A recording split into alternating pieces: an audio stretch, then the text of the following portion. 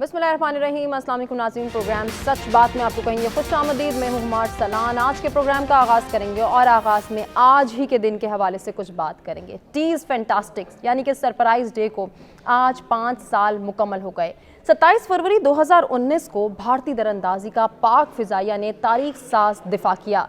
नाज़रीन, पाक फ़िज़ाइया के शाहीनों ने दुश्मन को मुंह तोड़ जवाब दिया और मुख्तसर फ़िज़ाई झड़प के दौरान भारतीय तैयारे को मार गिराया।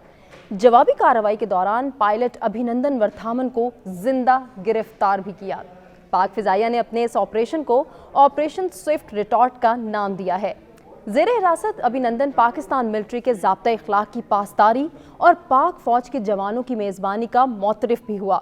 पाकिस्तान की हिरासत में अभिनंदन की चाय के साथ वीडियो वायरल होने में भारतीय पायलट ने पाकिस्तानी चाय की तारीफ भी की, जिसको टी इज़ फैंटास्टिक के तौर पे हम जानते भी हैं।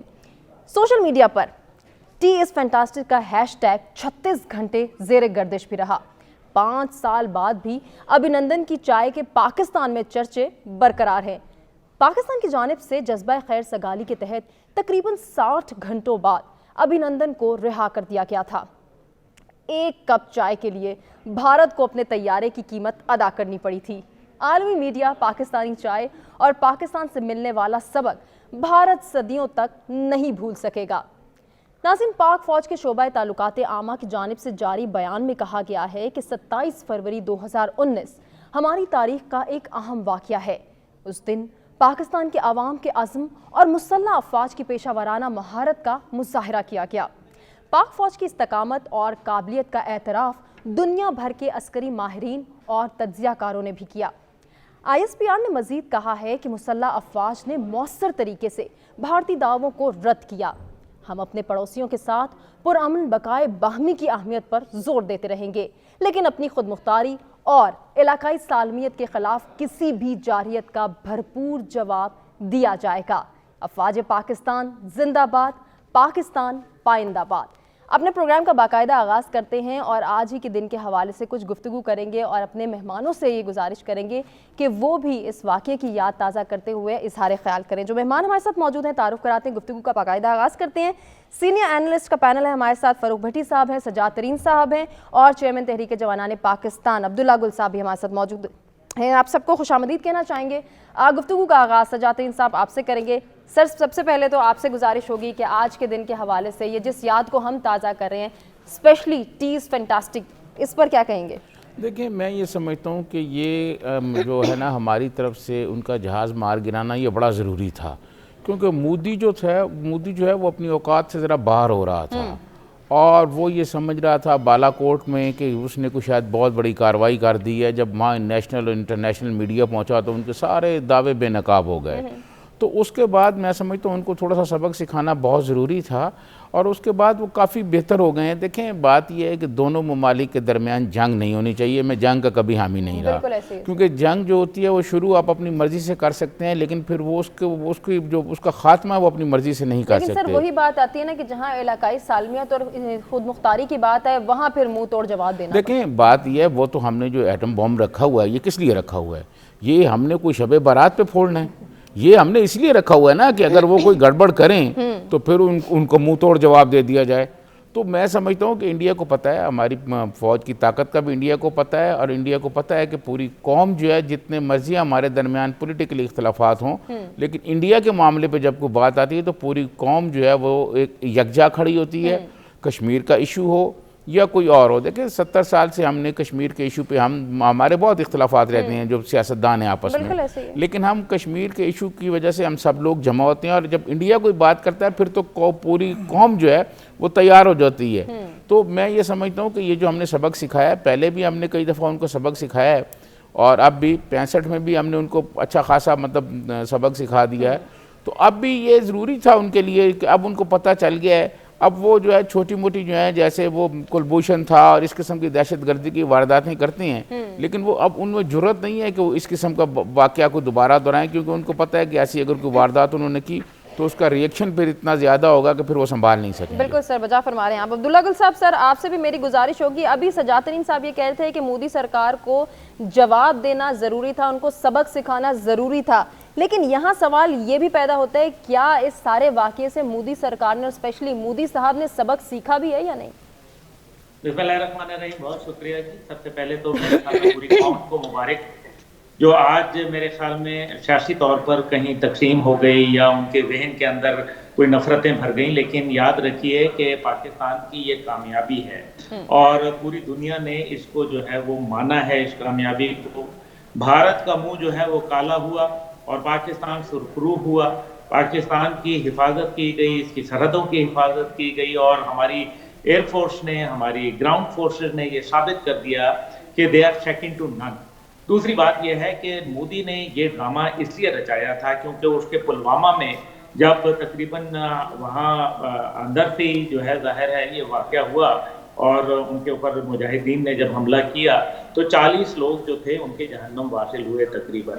اور اس کا جو ہے جوائنٹ انکوائری کمیشن ایک بنایا گیا، کہا گیا کہ پاکستان کو اس انکوائری میں شامل کیا جائے گا. لیکن پاکستان کو شامل کیے بغیر 26 تاریخ کو آپ نے 12 میراج جہاز جو تھے اونتی پور ایئرپورٹ سے جو ہے ان کو آپ نے پاکستان کی سرحد پہ لا کھڑا کیا.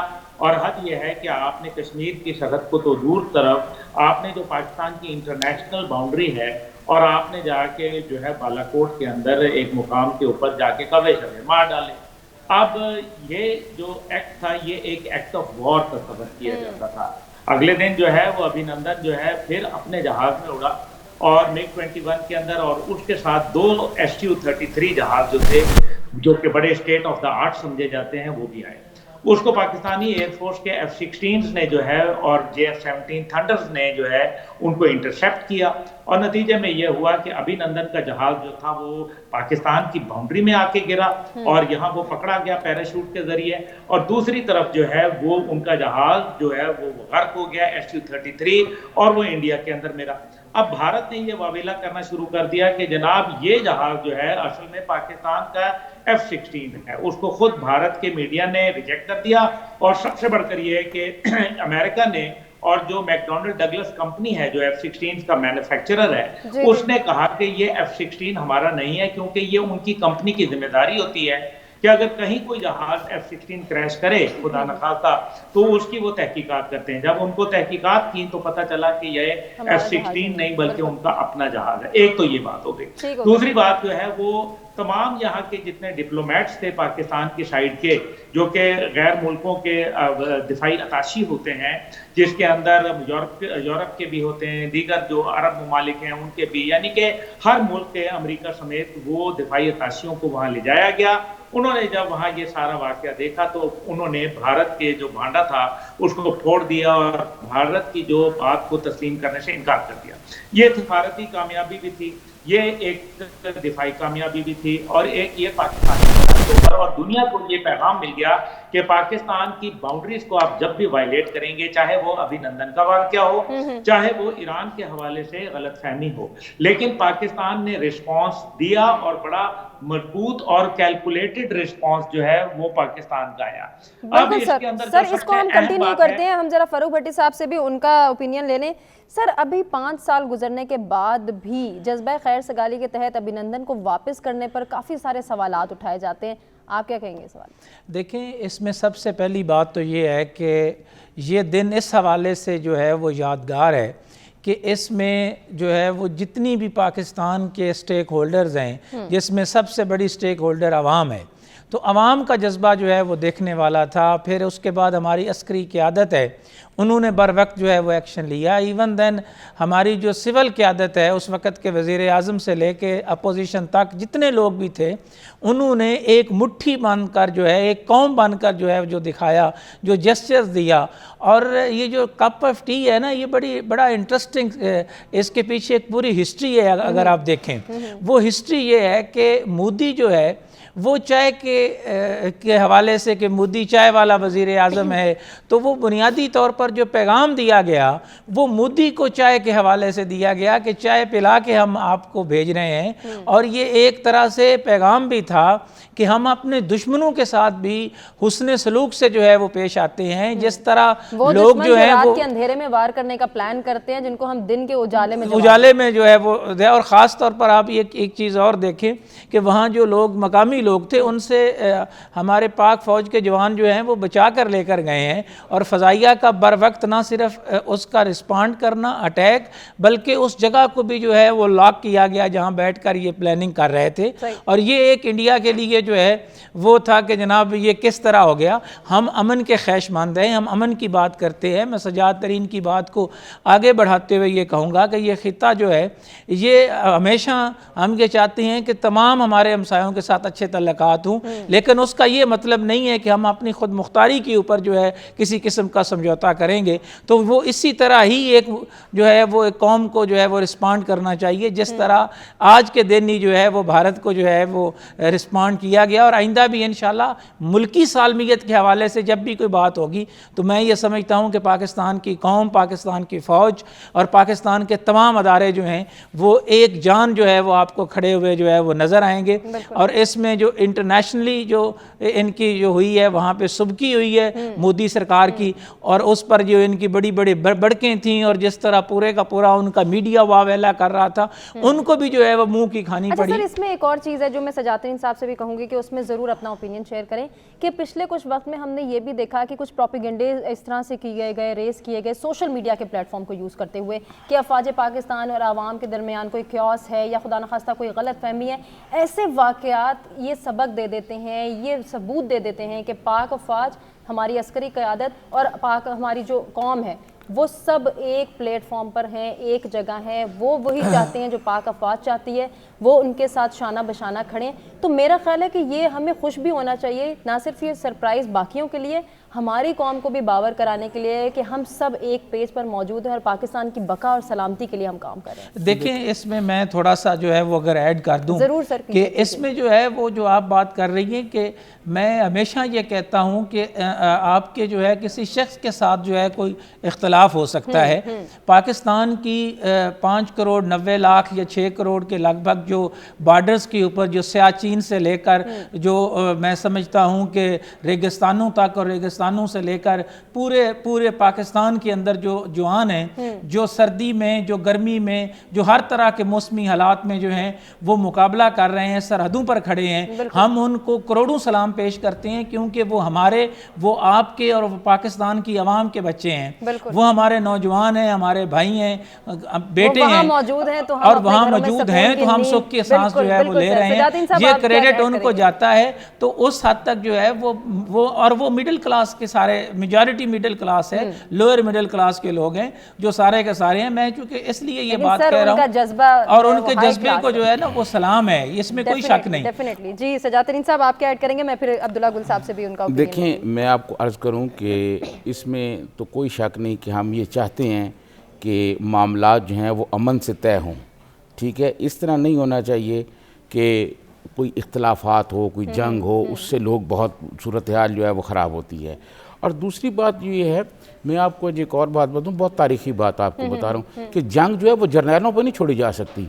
یہ میں نے نہیں کہا، یہ فرانس کے اس وقت کے وزیر اعظم نے کہا تھا کہ جنگ جو ہے وہ جرنیلوں پہ نہیں چھوڑی جا سکتی۔ دیکھیں بات یہ ہے کہ جو آپ نے یہ کہا کہ ہماری جو ملٹری لیڈرشپ چاہتی ہے، نہیں، جو ہماری عوام چاہتی ہے لیڈرشپ وہی کرتی ہے۔ عوام کا یہ دباؤ تھا، عوام کی یہ خواہش تھی کہ ہم انڈیا کو جواب دیں، اور انہوں نے دیا، اور پوری قوم جو ہے نا، دیکھیں ہمارے بہت اختلافات ہو سکتے ہیں، اور ہمارا جو دشمن ہے نا اس کی ہمیشہ یہ کوشش رہی ہے کہ وہ پاک فوج اور عوام کے درمیان کوئی ڈویژن کریٹ کرے۔ ایسا نہیں ہو سکتا، اور نہ کبھی ایسا ہوگا، مطلب صبح قیامت تک ایسا نہیں ہو سکتا۔ پاکستان کی جو قوم ہے وہ اپنی فوج کے ساتھ، اپنی فوجی قیادت کے ساتھ کھڑی ہے۔ اختلافات تو گھر میں چلتے ہیں، ایک گھر میں 4-5 لوگ ہوتے ہیں، ان کے بھی اختلافات ہوتے ہیں، لیکن یہ کہنا کہ بھئی، اور پھر انڈیا کے معاملے پر تو ہم یعنی سب لوگ تیار ہوتے ہیں کہ مجھے لڑنے کے لیے پھر نکل پڑتے ہیں۔ تو یہ معاملات کو اس کے باوجود میں یہ سمجھتا ہوں کہ انڈیا کے ساتھ ہمیں تعلقات جنگ کی طرف نہیں لے کے جانے، ہمیں ان سے تعلقات جو ہے ہم پرامن ماحول رکھنا ہے، جو ہمارے اور ان کے درمیان جو اس جانب سے ہمیں ایسا کوئی جیسچر نظر نہیں آتا۔ بڑی پیاری بات کر رہے ہیں سجاد ترین صاحب کہ ہمیں جنگ کی طرف نہیں جانا، ہمیں ایسے تعلقات رکھنے ہیں کہ جو امن کی طرف جائیں، لیکن جہاں بات ملکی سالمیت اور خود مختاری کی آتی ہے وہاں ہم نے جواب دینا ہے۔ سر اس جانب سے ایسا کیوں نہیں سوچا جاتا ہے؟ ایسا پازیٹیو جیسچر ہمیں کبھی کیوں نہیں نظر آیا یہ 70-75 سالوں میں؟ دیکھیں اس کی دو وجوہات ہیں، ایک سیاسی اور ایک مذہبی۔ ایک مذہبی جو ہے وہ چانکیہ پالیسی ہے ان کی۔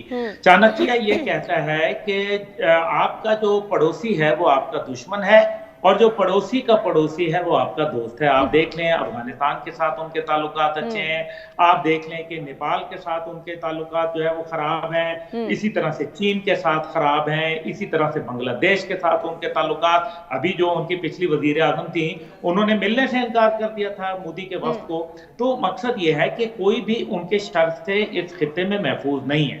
دوسری بات یہ ہے کہ چائے کی اگر بات کی جائے تو دیکھیں چائے کا مسئلہ یہ ہے کہ ایک دفعہ انہوں نے اپنے 4 سٹار جنرل تھے، چیف آف آرمی سٹاف، انہوں نے یہ کہا تھا کہ شام کی چائے جم خانہ میں پئیں گے، اور ابھی بھی وہ پاکستان میں وہ 4 سٹار کی جیپ موجود ہے جو وہ چائے کے شوق میں پاکستان چھوڑ گئے، دوسری بار MiG 21 چھوڑ گئے۔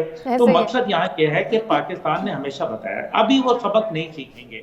سبق اس لیے نہیں سیکھیں گے، جو سبق انہوں نے سیکھا وہ یہ کیا کہ انہوں نے 5th جنریشن وارفیئر کو جو ہے وہ استعمال کیا، عواموں کے ذہنوں کو پراگندہ کیا، لوگوں کے اندر جو ہے قدورتیں اور تقسیم کا عمل شروع کیا، کیونکہ ان کو معلوم ہے براہ راست جب بھی حملہ کیا، یہ دیکھیں خواہش ہونا اچھی بات ہے، ہمارے دونوں پینل کی بڑی اچھی اور میری بھی یہی ہے، لیکن امن کو جب بھی ڈسٹرائے سر ابھی تک جتنی ڈسکشن ہوئی ہے اس میں 2 چیزیں سامنے آئی ہیں کہ مودی سرکار یا بھارت سبق نہیں سیکھے گا، ہم نے جو ہے جذبہ خیر سگالی بھی دکھا دی، پرامن ہم جو ہے ماحول بھی بنانا چاہتے ہیں، ہم جنگ کی جانب ہرگز نہیں جانا چاہتے، لیکن سر پھر یہ بات اور یہ سوال ابھی بھی ایگزسٹ کرتا ہے کہ جذبہ خیر سگالی کو اپناتے ہوئے ابھینندن کو واپس کرنے کا اقدام سر آپ کے نزدیک وہ درست تھا؟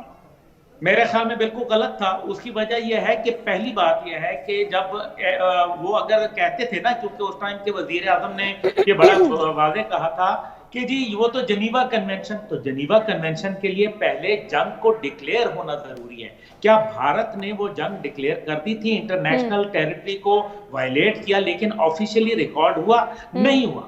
اگر وہ جنیوا کنونشن کا اطلاق تب ہوتا جب وہ وار ڈکلیئر کرتا، اس کی جسٹیفیکیشن دیتا، پلوامہ حملے کی انکوائری رپورٹ سامنے رکھتا جو کہ جوائنٹ انکوائری رپورٹ ہونی تھی۔ لیکن سر ہمیں تو یہ جسٹیفیکیشن ملی نا کہ ہمارا پازیٹیو امیج گیا گلوبلی کہ ہم جو ہے ہمیشہ امن کی بات کرتے ہیں، ہم امن کے دعوے دار ہیں۔ میرا خیال ہے کہ وہ ایکٹ ٹھیک نہیں تھا، آپ اس کو رکھتے، اور اس کے بعد ورنہ اگر 1964 میں آیا تھا جنیوا ایکٹ جو تھا نا وارفیئر کے لیے، جو جنیوا کنونشن اور وار پریزنر تھا، تو 1964 میں آیا تھا، تو کیا 1971 میں اس کا اطلاق نہیں ہوا تھا پاکستانی سپاہیوں کے لیے؟ تو پھر وہ کیوں نہیں ہوا تھا؟ یہاں کیوں جلدی پیش آئی کہ ابھینندن کو بھیجا گیا؟ دیکھیں یہ بڑا غلط کام ہوا، یہ وقت بتائے گا، تاریخ بتائے گی کہ یہ ایکٹ ٹھیک نہیں تھا، لیکن اس سب کے باوجود میرے خیال میں جو ہم نے جذبہ خیر سگالی دیا، اس کے نتیجے میں کیا ہوا؟ اس کے نتیجے میں کلبھوشن یادیو آئے، اس کے نتیجے میں اب جو سبورسو ایکٹیویٹی ہے، یعنی کہ جاسوسی کے مہم کے ذریعے پاکستان میں دہشت گردی، پاکستان کے پڑوسیوں سے تعلقات خراب کروانا، یہاں جو ہے وہ آئے دن ٹارگٹ کلنگ کروانا، یہ سب کا سب بھارت کرواتا ہے۔ اور بھارت جو ہے اس کی یہ دہشت گردی صرف پاکستان کی حد تک نہیں ہے، بلکہ آپ دیکھیں کہ یہ ابھی جسٹن ٹروڈو نے کینیڈا میں پکڑی، اس کے بعد یہ قطر میں پکڑی گئی، امریکہ میں پکڑی گئی، برطانیہ کے اندر یہ جو ہے وہ یہ بدماش ہو گئے ہیں، ان کی صرف مسئلہ یہ ہے۔ لیکن سر ایک یہاں پہ کامن چیز ہے کہ ہر جگہ بھارت کو سبکی ہوتی ہے اور اس کو منہ کی کھانی پڑتی ہے۔ ہم ابھی ناظرین ایک بریک کی جانب بڑھیں، بریک سے واپس آتے ہیں، اپنے ریگولر سیشنز کی جانب بڑھتے ہیں۔ ویلکم بیک ناظرین، پروگرام میں ایک مرتبہ پھر سے آپ کو کہیں گے خوش آمدید۔ اپنے گزشتہ پروگرام میں ہم نے ذکر کیا تھا پنجاب کی پہلی خاتون وزیر اعلیٰ بننے کا اعزاز حاصل ہوا ہے مریم نواز صاحبہ کو۔ انہیں ہم نے نہ صرف مبارکباد پیش کی تھی بلکہ ان کے چیلنجز پر بھی نظر ڈالی تھی کہ کتنے چیلنجز وہ فیس کریں گی اور کس طرح سے وہ گڈ گورننس کا ٹائٹل لے سکیں گی۔ اب جب مریم نواز صاحبہ کا بطور وزیر اعلیٰ پنجاب پہلا دن ہم نے دیکھا، اس میں ان کافی ایکٹیو نظر آئیں اور انہوں نے کہا کہ فوری مجھے مسائل کا حل چاہیے، اسٹرکچرل ریفارمز کی جانب جائیں گے، ہم مسائل کی جڑ تک پہنچیں گے، افسران اور ملازمین میری ٹیم ہے، کام کرنے والوں کو سپورٹ کیا جائے گا، مہنگائی کا خاتمہ کیا جائے گا۔ سجاد ترین صاحب، اتنے بڑے بڑے دعوے، اور کل ہی کی بات ہم نے دیکھی کہ ایک مرتبہ پھر سے بجلی کی قیمت بڑھ گئی، اب کنٹرول کی جانب جائیں گے یا پھر یہ بڑھوتری کی جانب ہی جائیں گے؟ دیکھیں مریم نواز صاحبہ کی پارٹی کا جو منشور تھا وہ یہ تھا کہ ہم اقتدار میں آ کے اور 200 یونٹ فری کر دیں گے، یہی تھا نا۔ آپ نے بھی پڑھا، میں نے بھی پڑھا، فاروق بھٹی صاحب نے بھی پڑھا، اور یہ خبریں چھپیں، انہوں نے کہا منشور آ گیا، بہت خوش ہوئے۔ اب تو ہونا یہ چاہیے تھا کہ مریم نواز صاحبہ کو یہ کہنا چاہیے تھا کہ بجلی جو ہے وہ جب سے ہم اقتدار میں ہیں پنجاب میں تو کم از کم فری ہو جائے گی 200 یونٹ، وہ ہونے کی بجائے اب جناب 7 روپے کچھ پیسے جو ہے وہ بڑھ گئی ہے. ٹھیک ہے، تو اس کا مطلب یہ ہے کہ یہ جو باتیں ہو رہی ہیں، یہ جو ساری ہو رہی ہیں، میں سمجھتا ہوں کہ مریم نواز صاحبہ کو بجائے یہ جو باتیں کرنی، ان باتوں پہ زور دینے اور ان باتوں پہ میڈیا کو پہ لانے کی کی بجائے وہ عملی طور پر کوئی کام کریں. میں نے کل کے پروگرام میں بھی کہا تھا کہ وہ فوری طور پر اعلان کریں کہ تمام پنجاب اسمبلی کے جو ممبران ہیں وہ اپنے اپنے ڈسٹرکٹ میں اپنا علاج کرائیں گے اور ان کے بچے جو ہیں اپنے اپنے ڈسٹرکٹ میں پڑھیں گے. خود مریم نواز صاحبہ کے جو پوتے نواسے جو بھی ان کے بچے ہیں، بیٹا تو ان کا باہر پڑھ کے آ گیا ہے، وہ بھی یہیں پڑھیں گے اور آئندہ سے شریف فیملی کا کوئی بچہ جو ہے ملک سے باہر نہیں جائے گا. اور عما یہ تو پانی بھی باہر کا پیتے ہیں، یہ پانی باہر کا پیتے ہیں، ہمارے لوگوں کے پاس صاف پانی نہیں ہے. وہ شفافیت، وہ گڈ گورننس، وہ پھر باتیں ہی ہیں. کون سی گڈ گورننس، کون سا یہ اعلان کرتی نا. بات یہ ہے کہ آپ یہ بتائیں کہ ان کے بیٹے کی شادی پر جس قسم کی تقریبات ہوئی ہیں، آپ نے بھی اپنی زندگی میں بہت ساری لوگوں کی شادیاں دیکھی ہیں، کوئی عام آدمی تصور کر سکتا ہے؟ کوئی غریب آدمی تصور کر سکتا ہے؟ ہرگز نہیں کر سکتا سر. 2 مرتبہ تقریبات میں 2 مرتبہ. آپ یہ بتائیں کہ لاہور شہر میں لوگوں کو صاف پانی بھی نہیں مل رہا پینے کو. بھئی یہ آپ فوری طور پر اعلان کیوں نہیں کرتے؟ آپ بین کریں نا سب کا علاج باہر جانا، کہ کوئی علاج باہر کرانا نہیں جائے گا، چاہے وہ میاں صاحب ہوں چاہے کوئی بھی آدمی ہو، ان کا علاج پاکستان میں ہوگا. بھائی یہ صرف عوام کو دکھایا جا رہا ہے، میڈیا پہ دکھایا جا رہا ہے، اور یہ کہ جی ہم بہت بڑے کام کر رہے ہیں. اب پتہ چل جائے گا نا، اگلے کچھ دنوں میں پتہ چل جائے گا کہ جی کیا خواتین جو ہیں ان کو علاج کی سہولتیں ملتی ہیں، کیا پاکستان میں جو ہے یہ جو ڈسٹرکٹ ہاسپٹل ہیں، جو تحصیل میں ہاسپٹلز ہیں، ان کو بہتر کیا جائے گا. ان کے لیے کوئی ایسا ماحول بنایا جائے گا کہ لوگ جو ہیں وہ ہسپتالوں میں لائنوں میں نہ لگیں. بدقسمتی کیا ہے؟ بدقسمتی یہ ہے ہما کہ آپ کبھی ہاسپٹل میں جائیں، یہ پاکستان میں جتنے ہاسپٹل ہیں، صرف پنجاب کی نہیں بات کر رہا، پورے پاکستان کی، آپ یہ غریبوں کے نام پر بنے ہوئے ہیں. اور آپ ہاسپٹل میں جا کے دیکھیں غریبوں کے ساتھ کیا ہوتا ہے. یہ جو پولیس کا نظام ہے، یہ جو تھانہ کچہری ہے، یہ غریبوں کو سپورٹ کرنے کے لیے بنایا گیا ہے. چھوڑ کے لائنوں میں لگے رہتے ہیں اور کوئی آتا ہے اور کہتا ہے فلاں کی سفارش ہے، مجھے پہلے جانے دیا جائے، میں تو لائن میں بیٹھ نہیں سکتا ان غریبوں کے ساتھ. یہ جو آپ نے بات کی ہے، اب یہی امپیکٹ ماضی میں دیکھا ہے اور یہی فیوچر میں ہوگا. آپ مجھے بتائیں کیا مریم نواز صاحبہ یہ کوئی پالیسی ایسی بنائیں گی جو غریب آدمی بیمار ہے، جو ایک دفعہ ہاسپٹل میں، سرکاری ہاسپٹل میں چیک کراتا ہے، پھر اس کو دوائیں جو ہیں اس کے گھر پر ملتی رہیں ویکلی؟ کوئی ایسا سسٹم بنا؟ یہ کچھ نہیں ہوگا. یہ کون سا یہ بات ہوگا؟ 40 سال سے یہ لوگ اقتدار میں نہیں رہے، 40 سال میں کیا انہوں نے کیا ہے؟ تو یہ بات کہنا کہ جی ہم کوئی دودھ اور شہد کی نہریں بہا دیں گے، بھائی لاہور شہر میں جہاں آپ رہتے ہیں وہاں صاف پانی نہیں سر ملتا. آپ کو کیا لگ رہا ہے یہ جو ایگریسونیس نظر آ رہی ہے ہمیں پہلے ہی دن مریم نواز صاحبہ کے انداز میں، یہ قابل عمل بھی ہوگا یا صرف یہ روایتی بیانات ہی رہ جائیں گے اور صرف ایگریسو ان کی ٹون ہوگی، کام میں کوئی ایکٹیونیس نہیں نظر آئے گی ہمیں؟ بسم اللہ الرحمن الرحیم. اور میں یہ چاہوں گا کہ صاحبہ کے لیے تو دعا کرتے ہیں ہم پہلے تو، اور ہر کے لیے دعا کریں گے. لیکن دوسری بات جو اہم ترین ہے وہ یہ ہے کہ موجودہ صورتحال کے اندر مشکلات بہت ہیں. قوم کو چاہیے کہ وہ پہرا دیں اور پتہ چلے کہ یہ پہرا دیا جا رہا ہے منشور کے اوپر، اور اگر منشور سے ہٹ کے کریں تو بے شک عدالت میں گھسیٹ لیں اور کہیں کہ آپ نے عوام کے ساتھ دھوکہ کیا، جال سازی کی. اور وہ چاہے کوئی بھی کرے، چاہے وہ کے پی حکومت کرے، وہ پنجاب کرے، وہ سندھ کرے، یا وہ بلوچستان کرے. دوسری بات اس کے اندر یہ ہے کہ 8 لاکھ لائسنس انہوں نے آتے ہی کینسل کر دیے.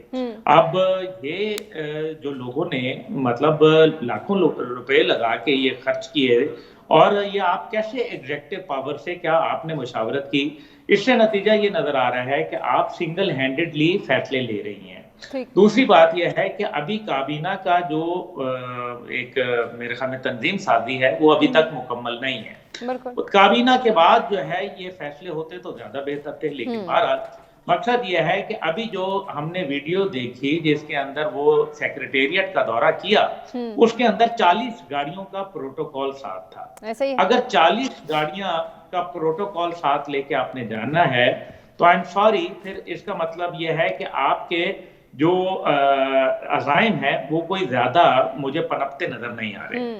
پھر تیسری بات اس کے اندر جو ہے وہ آپ کو یہ دیکھنا ہے کہ پنجاب کے اندر उनको ये चाहिए था कि तमाम जो ब्रीफिंग्स हैं पैसे वो पहले लेती, काबीना की जो है वो सामने आ जाती।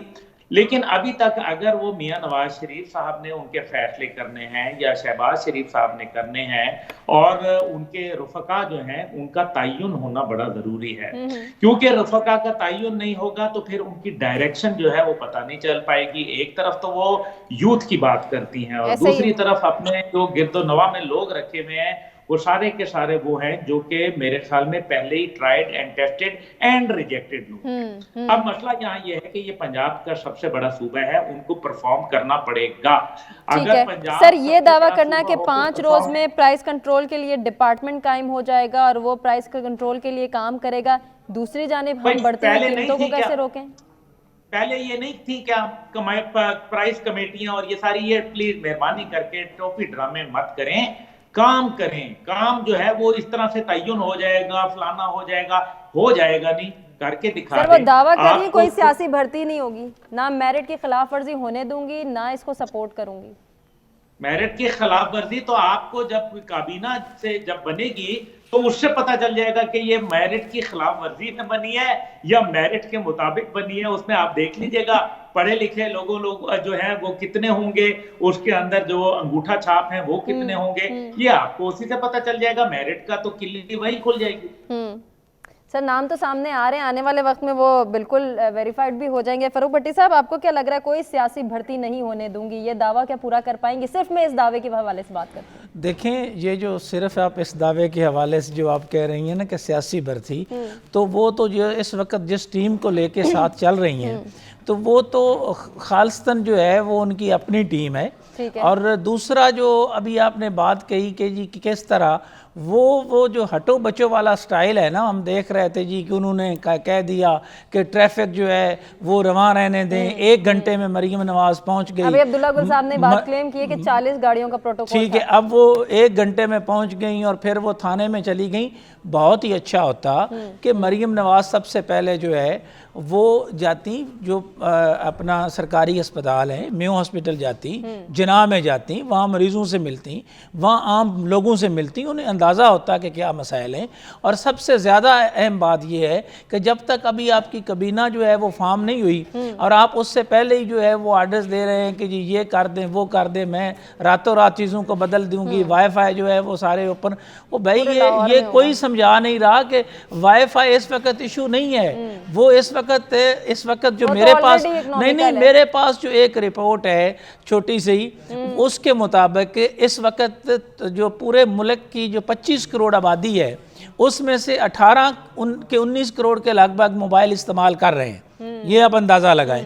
और उसमें जो ये टच मोबाइल है, जो ऐप्स आप इस्तेमाल करती हैं, इनकी तादाद जो है ये तकरीबन 12-12.5 करोड़ के लगभग बनती है। अब टेक्नोलॉजी का ये है कि वो लोग ऑलरेडी इस्तेमाल कर रहे हैं। यूथ की जो बार बार बात कर रही कि मैं नौजवानों की जो है वो काया पलट दूंगी, मैं फलां कर दूंगी, तो उसके लिए सिंगल हैंडेडली जो बात की है मैं उसको थोड़ा सा आगे बढ़ाऊंगा कि उस वक्त जो है नवाब ऑफ कालाबाग जो थे वो गवर्नर थे, और गवर्नर होते हुए उनके पास एक आया जी के इस वक्त प्राइवेट स्कूल जो हैं वो बहुत ज़्यादा हो गए हैं और लोगों को मसाइल का सामना है। तो उन्होंने कहा जी कि एक सिंगल सर्कुलर निकालें कि तमाम डिस्ट्रिक्ट के जो डीसी साहबान हैं वो और गजटेड ऑफिसर्स, उनके बच्चे जो हैं वो सरकारी स्कूलों में पढ़ेंगे, बशमूल जो MNAs हैं उन तक। तो उसका नतीजा ये हुआ कि इसका सरकारी स्कूलों का मेयार बेहतर हो गया। मरीम नवाज इस कौम पे करे रहम, और अगर वो कुछ करना चाहती हैं जिस तरह आर्डर दे रही हैं, एक सर्कुलर निकालें कि जनाब गजटेड ऑफिसर्स जो हैं, ये काम तो तब होगा ना जब तालीम और सेहत हमारी प्रायोरिटीज में शामिल हो। नहीं, अगर आपकी प्रायोरिटी में तालीम और सेहत शामिल नहीं है तो वो उसके बाद रह जाती है उनके वादे जो भी आपने बात की कि मैं बिजली का, अब बिजली की कीमतें आपने बढ़ा दी हैं, गैस की कीमतें आपने बढ़ा दी हैं। तो बिजली और गैस की कीमतें ना सिर्फ बढ़ा दी हैं, इंटरेस्टिंग मैं आपको बताऊं, मेरे लिए आज बड़ा मजाक था, उन्होंने कहा जी कि हमें ऊपर से कहा गया है। अच्छा। अब मुझे नहीं पता कि ऊपर से मरीम नवाज की जानब से ये हुक्म आया है, यानी एक शख्स के पास का बिल था टोटल 1600 रुपए, उसका मीटर काटने के लिए जो है वो आ गए जी 1600 वाले का मीटर हम काटेंगे اور جنہوں نے جو ہے وہ لاکھوں روپے اور کروڑوں روپے مل آنرز وغیرہ نے دیے ہیں ان کے لیے ریبیٹ ہے جی، اس سے سرمایہ کاری متاثر ہوگی. کہاں گئے دعوے 200 یونٹ فری، وہ کس کو دینے؟ دیکھیں میں آپ کو عرض کروں کہ یہ جو خواب دکھائے گئے نا، اصل میں پاکستان کی سیاست میں ہما خواب فروشی کی جاتی ہے. خواب، ان لوگوں کا کوئی حقیقت سے تعلق ہی نہیں ہوتا. یہ لوگ پانی باہر کا پیتے ہیں، یہ خوراک باہر کی کھاتے ہیں. یہ ان کو یہ پتہ، میرے خیال میں چیف منسٹر ہیں مریم صاحبہ کو پتہ ہی نہیں ہوگا مارکیٹ میں پیاز کا کیا بھاؤ ہے، ان کو یہ پتہ ہی نہیں ہوگا کہ مارکیٹ میں انڈے کا کیا بھاؤ ہے. اور میں آپ کو بتاؤں، یہ پرائس کنٹرول ڈپارٹمنٹ، یہ سارا جو ہے نا، یہ صرف ایک میڈیا پہ چیزیں آ رہی ہیں. یہ کون سی ایسی بات ہے مجھے بتائیں کہ وہ ابھی تک انہیں بنے ہوئے ٹائم گزر گیا ہے، وہ لاہور میں ہی گھوم رہی ہیں. بھئی آپ جائیں نا راجن پور میں، آپ دیکھیں راجن پور میں کیا حال ہے. آپ سرائکی علاقے کے ہاسپٹل دیکھیں، آپ سرائکی علاقے کے تعلیمی ادارے دیکھیں. آج بھی ڈیرہ غازی خان اور اس کے گرد و نواح میں لوگ جو ہیں وہ درختوں کے نیچے بیٹھے پڑ رہے ہیں. کی بات کریں، میں کہتی ہوں صرف پنجاب کے اندر صرف لاہور کی صورتحال ہی دیکھ لیں، 2 اسپتالوں کے نام انہوں نے لیے، صرف ان کی صورتحال ہی دیکھ لیں. کسی جگہ آپ چلے جائیں، کسی جگہ چلے جائیں، یہ جو ہیلتھ کا شعبہ ہے یہ میں سمجھتا ہوں بالکل ناکام ہو گیا ہے. اور پھر اوپر سے ظلم کیا ہوتا ہے اس غریب عوام کے ساتھ. وہ پچھلی جو حکومت تھی، وہ جو قیدی صاحب اندر بیٹھے ہوئے ہیں، انہوں نے نئی ایک ڈرامے بازی شروع کر دی. جی ہیلتھ کارڈ نکال دو. اور بابا ہیلتھ کارڈ نکالنے کی بجائے آپ ہاسپٹل کیوں نہیں ٹھیک کرتے؟ اربوں روپے کی فراڈ بازی ہوئی ہیلتھ کارڈ میں. آپ ہاسپٹل ٹھیک کریں تاکہ ہر ڈسٹرکٹ میں، ہر تحصیل میں، ہر چھوٹے شہر میں سرکاری ہاسپٹل ٹھیک ہو اور لوگ وہ جائیں اور دوائیں لیں. بحث نہیں کر سکتے. عبداللہ گل صاحب، سر ایک جملے میں آپ سے صرف جاننا چاہوں گی، مریم نواز صاحبہ پریکٹیکلی کچھ امپلیمنٹ کر پائیں گی جتنے وعدے، جتنے دعوے کر رہی ہیں؟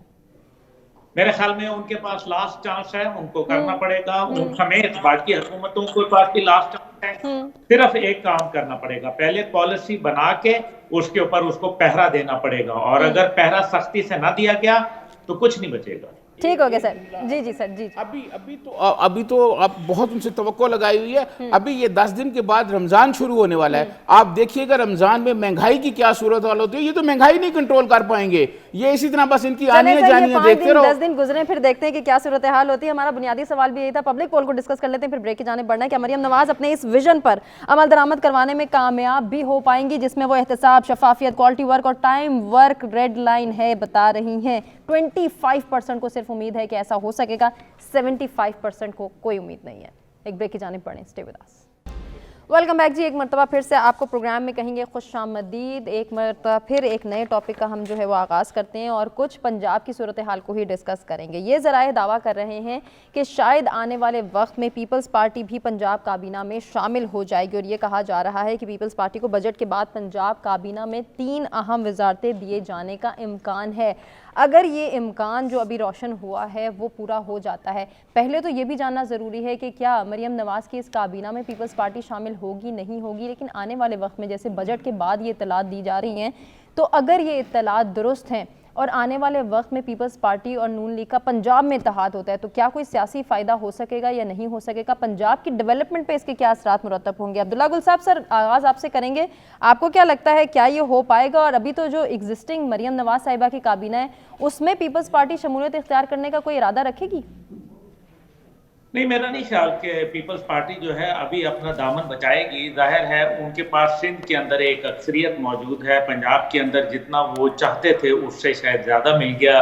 اور فی الحال وہ گورنریاں لے کے کانسٹیٹیوشنل جو عہدے ہیں انہی کو اوپر براجمان رہیں گے، کیونکہ ان کو معلوم ہے کہ جو موجودہ حالات ہیں اس کے اندر حکومت کی اسٹیبلٹی اور اس کا زیادہ دیر 5 سال مکمل کرنا ذرا بہت بڑے سوالیہ نشان ہیں. اسی لیے صدر کے پاکستان، گورنر کا یا دیگر ایسے اسپیکر کا عہدہ یہ وہ ہوتے ہیں کہ جب آپ چلے بھی جائیں، اگر حکومت ختم بھی ہو جاتی ہے تو یہ عہدے جو ہے برقرار رہتے ہیں. جیسے عارف الوی صاحب ابھی تک جو ہے وہ براجمان ہیں.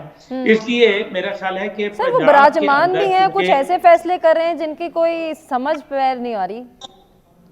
میرے خیال میں مجبوری کے اندر جس کو کہتے ہیں نا کڑوا گھونٹ، بلکہ کڑوا گھونٹ نہیں، کڑوا جو ہے وہ پورا ہی جگ انڈیل رہے ہیں، اس کے نتیجے بڑے بھیانک ہوں گے. اس لیے یہ اس کو انگریزی میں کہتے ہیں واکنگ آن ٹائٹ روپ. ایک بڑی باریک رسی کے اوپر وہ چل رہے ہیں اور یہ کسی وقت بھی قدم ڈگمگا سکتے ہیں. اگر غلطی کی گنجائش نہیں ہے इस टाइम पे।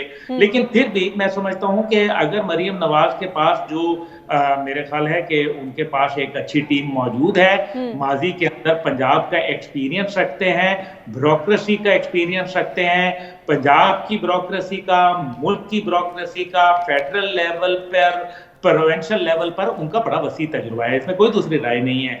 लेकिन अगर जब तक के करप्शन के नासूर को खत्म नहीं करेंगे और अपनी नाक के नीचे मिसालें नहीं बनाएंगे और अपने घर से उसका इतलाक नहीं होगा, तो मेरे ख्याल में जो टारगेट्स हैं वो अनअचीवेबल होंगे। क्योंकि मरियम नवाज साहिबा के अच्छे सियासी इक़दामात का पीपल्स पार्टी को कोई फायदा होगा पंजाब में? पीपल्स पार्टी को तो यकीनन फायदा होगा, क्योंकि पीपल्स पार्टी ये देख रही है कि जब पंजाब में परफॉर्मेंस अगर कमजोर हुई तो उसका नेट बेनिफिट जो है वो पीपल्स पार्टी को होगा, वरना अगर वो हुकूमत में शामिल हो जाए तो फिर तो नुकसान ही नुकसान उनके जिम्मे पड़ जाएगा। ठीक हो गया सजातरीन साहब, अभी हमें पीपल्स पार्टी बज़ाहिर बैक एंड पे नजर आ रही है, आने वाले वक्त में फ्रंट फुट पे आएगी? देखिए, मैं आपको बताऊँ, पीपल्स पार्टी में दो मुख्तलिफ राय पाई जाती हैं। पीपल्स पार्टी में एक ग्रुप है जो जागीरदारों का ग्रुप है, जागीरदारों की राय मुख्तलिफ है। पीपल्स पार्टी में एक वो ग्रुप है जो पीपल्स पार्टी के नज़रियाती कॉमरेड हैं, उनका जो है राय अलहदा है। अब मैं दोनों आपके सामने रख देता हूँ। उनकी राय ये है, एक तो ये जो सारे नाम चल रहे हैं ना सामने, गवर्नर के लिए फलाना फलाना पंजाब के लिए, ये गलत है। अहमद महमूद साहब जो हैं वो मैं समझता हूँ कि जो स्क्रिप्ट है उसके मुताबिक अहमद महमूद साहब वहाँ फिट आ रहे हैं। अच्छा। वो जागीरदार भी हैं, वरना पीपल्स पार्टी के जो हार्ड कोर है वो तो कहते हैं जी एतजाज़ एहसन को लगा दें आप गवर्नर। अच्छा। ताकि मरियम पे चेक भी रहे और मामलात भी रहे और पंजाब में पीपल्स पार्टी की सियासत भी आगे चलती रहे। क्या कानूनी लेकिन चेक रहे सर?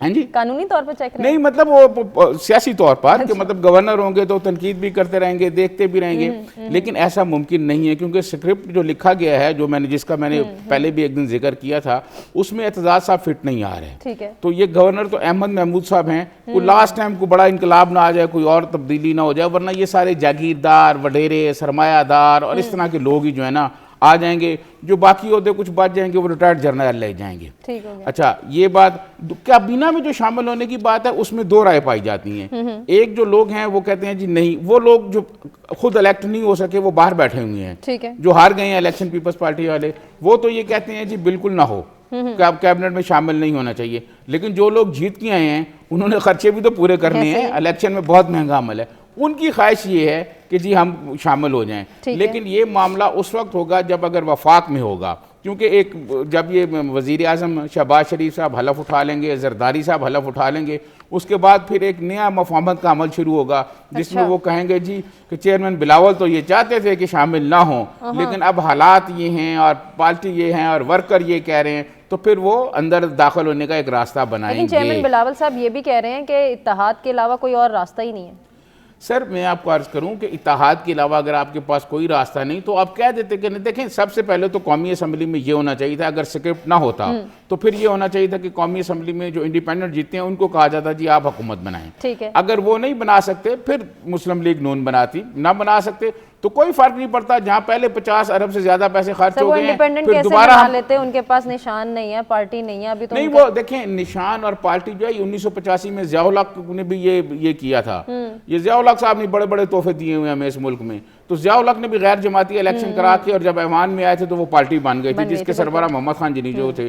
और कमाल ये है कि मोहम्मद खान जनीजो पाकिस्तान की तारीख के सबसे कमज़ोर वज़ीर आज़म थे, लेकिन उन्होंने अपनी पहली तकरीर में ये कहा था कि मुल्क में मार्शल लॉ और जमहूरियत साथ साथ नहीं चल सकते। और उनका ये जुमला अगले दिन अखबारात में नहीं छपा तो उन्होंने कहा कि जी ये किसने नहीं चलने दिया, तो कहा जी सेक्रेटरी इन्फॉर्मेशन। तो उस वक्त सेक्रेटरी इन्फॉर्मेशन भी एक रिटायर्ड जनरल थे, तो उन्होंने उसको सैक कर दिया उसके बाद, जो फिर उनके इख्तिलाफात की वजह बनी। यहाँ एक सवाल और मेरे ज़हन में आ रहा है जो मैं भट्टी साहब जी आप अपनी बात, मैं सिर्फ ये कह रहा हूँ कि कैबिनेट में बिला आखिर इन्होंने चले जाना है। अच्छा भट्टी साहब, मेरे जहन में ये सवाल आ रहा है कि अब यहाँ हम पंजाब की सूरत हाल को डिस्कस करें, पंजाब की तरक्की की बात करें, तो जहाँ वज़ीर आला पंजाब की बात हम करें, वहीं गवर्नर पंजाब और वज़ीर आला पंजाब के आपस में सिंक होना, इनके फैसलों में एक यकजहती नज़र आना, इनका यूनाइटेड होना, ये भी तो ज़रूरी है ना।